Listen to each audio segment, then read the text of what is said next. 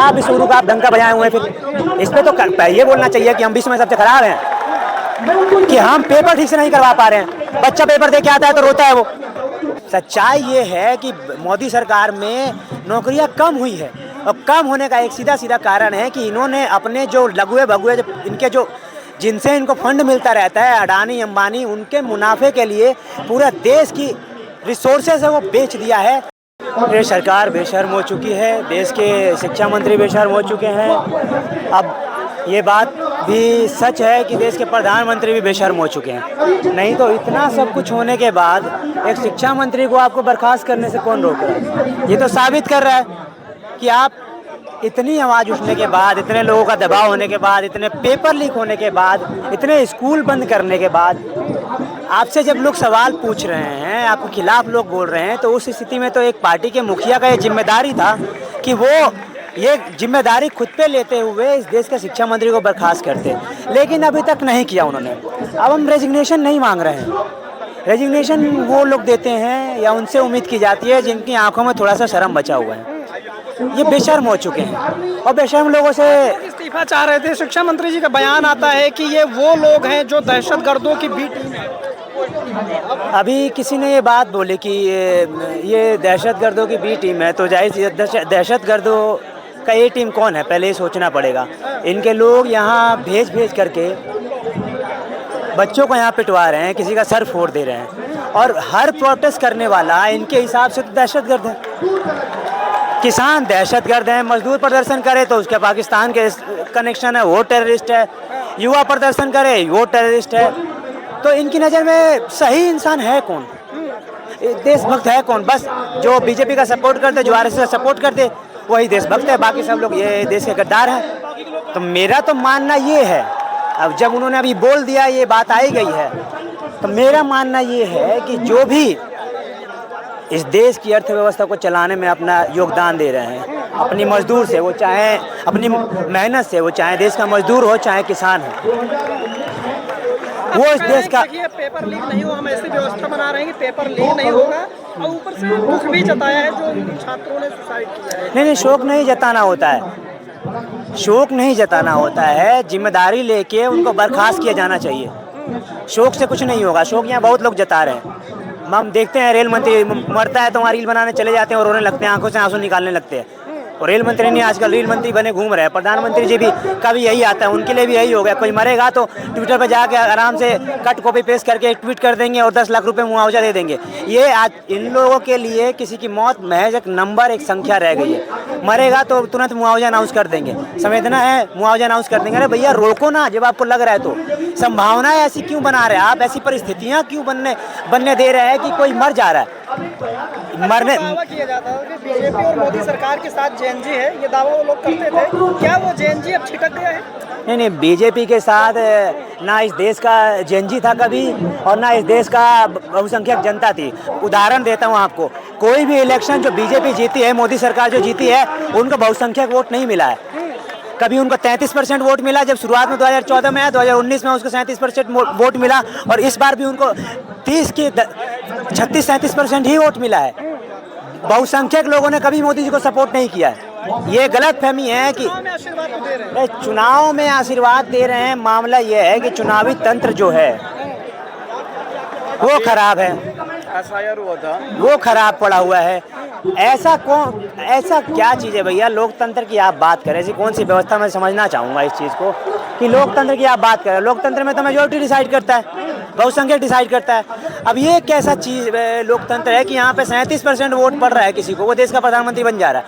यानी जिसको 63% लोग नकार दिए हैं, वो कह रहे हैं कि हम किसी को भी चुनेंगे, इसको नहीं चुनेंगे, अब फिर भी वो प्रधानमंत्री बन गया। तो ये तो कुछ व्यवस्थागत कुछ दिक्कत है, उसको सुधारने की ज़रूरत है, उस पर बात नहीं हो रही है। मूल ये है कि ये जो आप कह रहे हैं कि जेएनजी को इनका सपोर्ट था, नहीं था जेएनजी को सपोर्ट, ये झूठ है।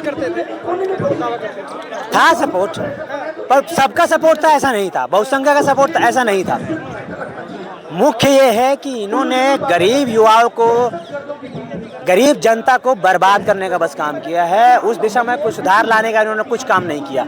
और इस प्रदर्शन के माध्यम से ये हम बार बार ये मांग भी कर रहे हैं, बार बार ये बोल भी रहे हैं कि खाली नीट पेपर लीक का मामला नहीं है। जब हम ये कह रहे हैं कि देश युवाओं का देश है, बड़ी संख्या युवाओं की है, तो हमें ये समझना पड़ेगा कि उन युवाओं की बड़ी संख्या गरीबों की है और उन गरीबों के बारे में बात कम होती है। जो मुख्य धारा के जितने भी आंदोलन होते हैं, युवा के आंदोलन होता है, उन गरीबों की बात कम होती है। खाली नीट पेपर लीक नहीं हुआ है, पूरा एजुकेशन सिस्टम लीक चल रहा है। देश किस ओर जा रहा है? कहीं ईवीएम मशीनें जल जा रही हैं, कहीं शिक्षा भवन में आग लग जा रही है, कहीं छात्र जल जा रहे हैं, कहीं पेपर लीक हो जा रहा है। ये देख लीजिए, अब लगातार इस बात का डंका पीटने वाले हैं कि हम विश्व गुरु है, 56 इंच का सीना है हमारे पास, 80 इंच का बना लीजिए उसको, लोग खुश होते रहे उस चीज़ से। अगर ये सब चीज़ें नहीं रोक पा रहे हैं आप, क्या विश्व गुरु का आप डंका बजाए हुए हैं? फिर इस पर तो ये बोलना चाहिए कि हम विश्व में सबसे खराब हैं, कि हम पेपर ठीक से नहीं करवा पा रहे हैं। बच्चा पेपर दे के आता है तो रोता है वो कि इस बार भी कहीं ना लीक हो जाए। और री-नीट जब हुआ है 21 तारीख को, उसमें भी मालूम चला है कि ठीक से पेपर नहीं करा पाए हैं। लखीसराय में 14-15 सॉल्वर पकड़े गए हैं कि कैंडिडेट की जगह सॉल्व करने वाले पेपर देने आए हैं। तो ये क्या करवा रहे हैं? कहा जा रहा है प्रधानमंत्री खुद मॉनिटरिंग कर रहे थे। देखिए, एयरपोर्ट पर रुके रहे ताकि सेंटर तक बच्चे पहुंच जाएं। प्रधानमंत्री का यही काम रह गया अब। और अब पेपर अब पहुंचाया जाएगा हवाई जहाज से, हेलीकॉप्टर से। मतलब एयरफोर्स का अब यही काम रहा। किसको बेवकूफ़ बना रहे हैं आप? सारा पैसा आपने अपनी छवि सुधारने पे लगा दी, विज्ञापनों पे लगा दिया, काम हम एक ठीक से नहीं कर पाए। 93,000 स्कूल बंद हो गए यहाँ पे, सरकारी स्कूल जिन्होंने देश के गरीबों का बच्चा पढ़ने जाता था, आप उनके लिए कुछ नहीं कर पाए। और उसके बाद जो स्कूल की पढ़ाई करने वाले जो गरीब युवा थे, उनके लिए आप कॉलेज नहीं दे पाए। वो जॉब कर रहे हैं मजबूरी में, 10-12 हज़ार का कॉल सेंटर बीपीओ में काम कर रहा है। उन गरीब युवाओं के लिए आप कुछ नहीं कर पाए। बकवास आपसे करवा लीजिए, मन की बात आपसे करवा लीजिए, जा करके मेलोडी के साथ मेलोडी खा लीजिए। आप यहाँ से लेके गए हैं मेलोडी उनके लिए खाने के लिए।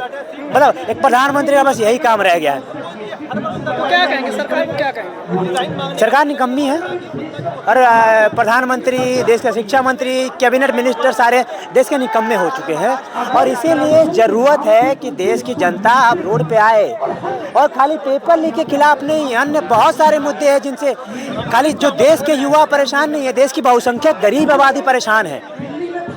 नौकरी के लिए परेशान है, नौकरी की कमी की वजह से परेशान है, नौकरियां नहीं मिल रही उसकी वजह से परेशान है, परीक्षाएं ठीक से नहीं हो रही उसका वजह से परेशान है, सरकारी अस्पताल नहीं है उसकी वजह से परेशान है, इलाज नहीं मिल पा रहा है उसकी वजह से परेशान है लोग।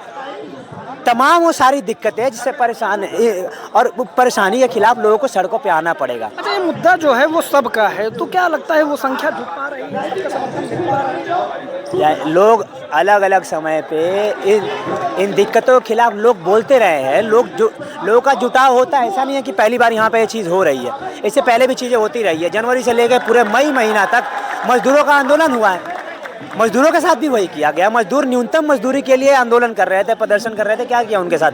आपने उनको बता दिया कि वो आतंकवादी है, पाकिस्तान से उनका कनेक्शन जोड़ लिया। ठीक है, आपके पास कुछ काम हम बचा नहीं है, आप कुछ काम कर नहीं पा रहे हैं, तो आप जनता को कुछ दे नहीं पाए। जो आप वादा करके आए थे, 2 करोड़ नौकरी का वादा करके आए थे, 15 लाख का वादा करके आए थे, 2 करोड़ नौकरी क्या हुआ? 2 करोड़ की नौकरी का हिसाब आज 12 साल हो गए इनको, 24 करोड़ नौकरी कहाँ है? सच्चाई ये है कि मोदी सरकार में नौकरियां कम हुई है और कम होने का एक सीधा कारण है कि इन्होंने अपने जो लघुए भगुए इनके जो जिनसे इनको फंड मिलता रहता है, अडानी अंबानी, उनके मुनाफे के लिए पूरा देश की रिसोर्सेज है वो बेच दिया है। और वो देश का रिसोर्सेज बेच करके वो लोग मुनाफा कमा रहे हैं। देश की शिक्षा बेच दी, स्वास्थ्य व्यवस्था बेच दी, और वो बेच करके आप शिक्षा बेचेंगे तो जाहिर सी बात है शिक्षा तो वही खरीदेगा जिसके पास पैसा आएगा। और शिक्षा आप जब बेचेंगे, इसका मतलब सीधा बात है जो सरकारी संस्थान है वो खराब होंगे, सरकारी कॉलेज खराब होंगे, सरकारी स्कूल खराब होंगे। अगर आप हेल्थ सिस्टम आप अमीरों के लिए, पूंजीपतियों को दे देंगे, अडानी अंबानी को दे देंगे, तो इसका मतलब ये है प्राइवेट अस्पताल तो तभी जाएगा ना आदमी जब सरकारी अस्पताल खराब होगा। तो आप सरकारी अस्पताल पहले खराब करेंगे। कैसे खराब करेंगे? तो ये आपके जो पूंजीपति दोस्त है वो बताएंगे कि पहले सरकारी अस्पताल में, पब्लिक हेल्थ में आप पैसा लगाना बंद करो, तो पैसा कम होगा। तो पैसा कम होगा तो बिल्डिंग, अस्पताल नहीं बनेगा, अस्पताल नहीं बनेगा, डॉक्टर नहीं आएगा, नर्स नहीं आएगा, दवाइयाँ नहीं होगी, इंस्ट्रूमेंट नहीं होगा तो इलाज नहीं होगा, इलाज नहीं होगा तो आप कमजोर तबका है उसके लिए सरकार काम नहीं कर रही, लेकिन कुछ काम राशन तो दे रही है ना। हाँ, राशन तो जैसे इनके पिताजी खेत पे काम करने जाते थे, नेताओं के फैक्ट्रियों में खटने के लिए जाते हैं 12-12 घंटा। होते हैं कि देखिए हम राशन मुहैया कराते हैं। वही तो कह रहे हैं कि राशन तो ऐसे फ्री ऐसे कह रहे हैं, प्रधानमंत्री खुद फ्री में जी रहे हैं, मुफ्त का खाना खा रहे हैं प्रधानमंत्री जी। ये देश के जितने अमीर है सब मुफ्त में खा रहे हैं, बिना मेहनत किए खा रहे हैं। जितने भी अमीर है, पूंजीपति हैं, सरकार के नेता हैं, मतलब देश का मजदूर किसान अपना हाड़ मांस गलाता है मई की दोपहरी में, जून की दोपहरी में, गर्मी में 12-12 घंटे काम करके 6-6, 7-7 हज़ार मिलता है। और ये लोग कह रहे हैं कि ये लोग फ्री में दे रहे हैं। देश की अर्थव्यवस्था चलाता है इस देश का मजदूर किसान। पूरी दुनिया को खाना खिलाने लायक अनाज उगाने वाला इस देश का किसान आज वो आत्महत्या कर रहा है।